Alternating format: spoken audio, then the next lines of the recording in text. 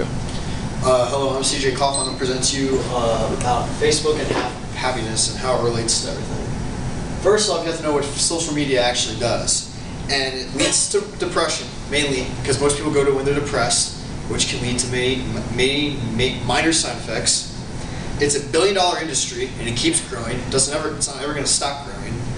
It's very modern, so it's very relevant. So a lot of the common people or psychologists could use it for modern purposes. And it also shows a person's thoughts, which are very useful in psychology, which could change your perspective on a person or how you view their self-esteem. And I use Facebook logo because, well, everyone knows Facebook. To get to the more concrete purpose of this is what is happiness. And this, I found this on when I was looking it up. It said a life experience marked by positive emotion, a prime component of a good well-being, which basically means as long as the person is happy with themselves, it will help them have a good well-being overall. And then why do we study this? It's relevant, so you could actually study this right now in very modern research and could find why you want to understand this topic at all.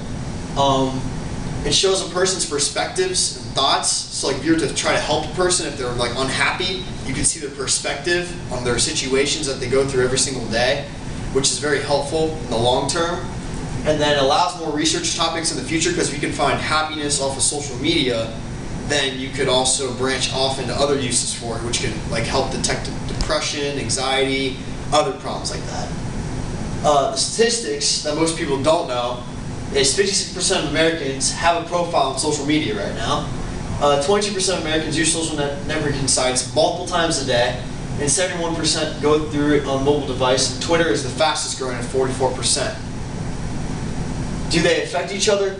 Well, when I was looking through some of the other outside data from our normal data, they did the blogging. They said it gives them a sense of self. Women usually feel less happy because of it. And then the Stanford students were shown to miss peers, or they were at events, and they would show there was attachment to them, like they were missing them from one of the students' professors I was looking through. And we are more likely to underestimate our own emotions.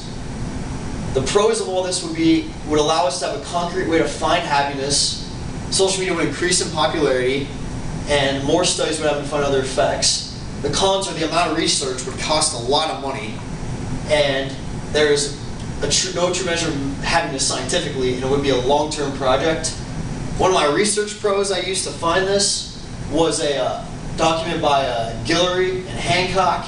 It was from the National Academy of Sciences of the United States of America. They used over 110 provinces in Italy for their data. And most were asked a series of questions of how they viewed themselves after they looked at their profile. So how they viewed the perspective of themselves, which I was talking about earlier. And the results they found were they were more critical of themselves, but social media does play a role in how they would view themselves overall. So it may not show completely, but it does play a role.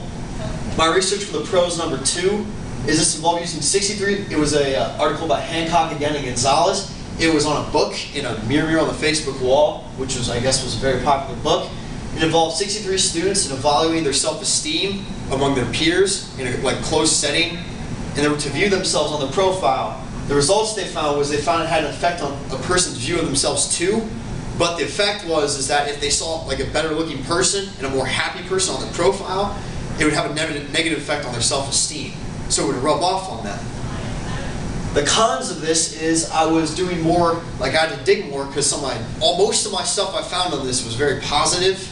I had to dig a little deeper to find some cons to this, which is quite surprising to me. So I dug deeper, and I found this article when I was looking through. It says does social media sabotage happiness? It covered how a person's emotions plays a major role in what they post, and that you can argue that some of their emotions are imbalanced when they post these posts. They could not be happy, or they could not feel well. And it showed social media that neither helps nor hurts one's happiness unless it involves cyberbullying, which I thought was huge, because cyberbullying is very prominent today, and it just keeps getting bigger. And then Facebook with adolescents and adults and children was my last article. And it showed that anyone in a family can go through different experiences that affect their happiness. And social media did play an overall role in this, but it did not affect the overall results. And these are my references. And my conclusion also, since I forgot to add that slide, is that I sided with them on that it does affect happiness because there was so much data that supported it, that it was unanimous to me, that it does, but it does not, it only would not affect their happiness by if they had no like reason for it to be. Like if there was no cyberbullying or there was no, otherwise it does not do much of an effect. And that's all my slides. 501.